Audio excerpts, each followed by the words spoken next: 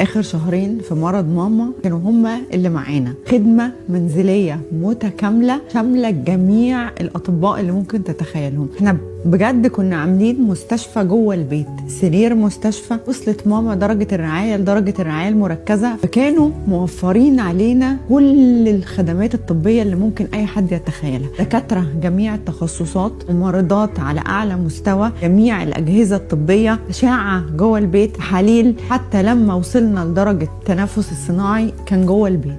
طبعا لو ماما كانت موجودة في عناية مركزة في أي مستشفى، الزيارة بتبقى ساعة في اليوم.